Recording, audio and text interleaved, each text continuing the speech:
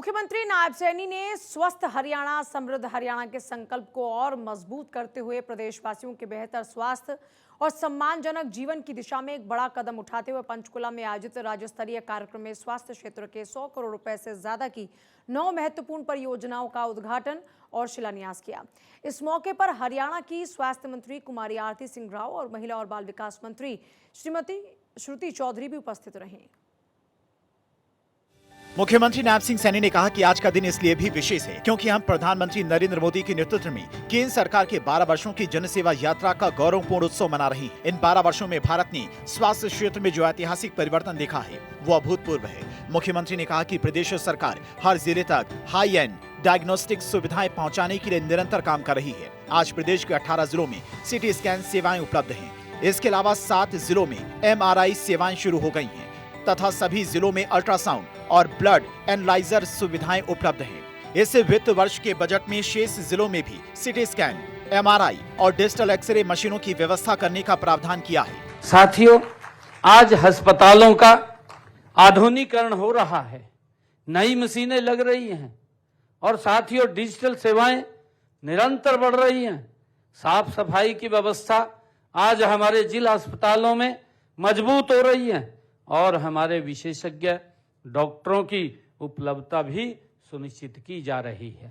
साथियों, आज जिन हमने परियोजनाओं का उद्घाटन किया है उनमें पानीपत, कुरुक्षेत्र और जो हमारे जिला के अस्पताल हैं उन अस्पतालों में MRI सेवाएं और चरखी दादरी जिला अस्पताल, बहादुरगढ़ जो हमारा उपमंडल अस्पताल है उसमें सिटी स्कैन सेवाओं का शुभारंभ आज किया गया है।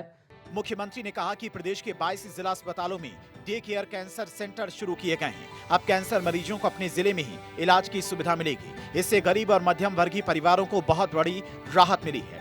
उन्होंने कहा कि समय पर जांच को ही जीवन की सुरक्षा माना जाता है, इसीलिए हम जांच सेवाएं व्यापक कर रहे हैं। पिछले वर्ष PPP मॉडल के माध्यम से जिला अस्पतालों में लगभग 2 लाख डायलिसिस सत्र, 1,65,000 CT scan, 70,000 MRI scan, 36,000 echocardiography और हजारों कोरोनरी एंजियोग्राम एवं स्टेट प्रत्यारोपण किए गए हैं। इस वर्ष स्वास्थ्य क्षेत्र के बजट में 32.89% की वृद्धि करते हुए 14,000 करोड़ रुपए का प्रावधान किया गया है। सिटी स्कैन के अंदर 1,65,000 हमारे जो मरीज थे उन्होंने इसका लाभ लिया है और इसी प्रकार MIR के अंदर हमारे 70,000 मरीजों ने इस योजना के तहत साथियों इसका लाभ लिया है और इसी प्रकार इको कार्डियोग्राफी के लिए भी 36,000 लोगों ने साथियों इस योजना का लाभ लिया है। मुख्यमंत्री ने कहा कि प्रदेश में डॉक्टर्स और मेडिकल स्टाफ की कमी को दूर करने के लिए हमने वर्ष 2014 में हर जिले में मेडिकल कॉलेज खोलने का संकल्प लिया था। उस समय हरियाणा में केवल 6 मेडिकल कॉलेज थे, आज उनकी संख्या बढ़कर 17 हो गई है। इसके अलावा MBBS सीटें 700 से बढ़कर 2,710 हो गई हैं। इसी प्रकार नर्सिंग, फिजियोथेरेपी और पैरामेडिकल शिक्षा का भी तेजी से विस्तार किया गया है।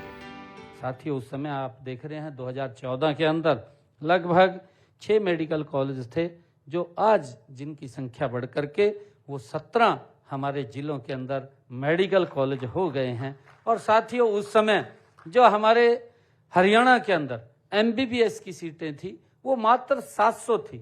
आप इसका भी अंदाजा लगाइए कि जो जनसंख्या का अनुपात है, जनसंख्या के अनुपात के हिसाब से भी हमारे पास डॉक्टरों की भारी कमी थी। और साथियों, मुझे खुशी है बताते हुए जब ये 2014 में 700 डॉक्टर हमें हर साल मिलते थे, आज 2026 में हमें 2,710 डॉक्टर वो हर वर्ष मिलते हैं। इतनी बढ़ोतरी हमने इन सीटों के अंदर की है।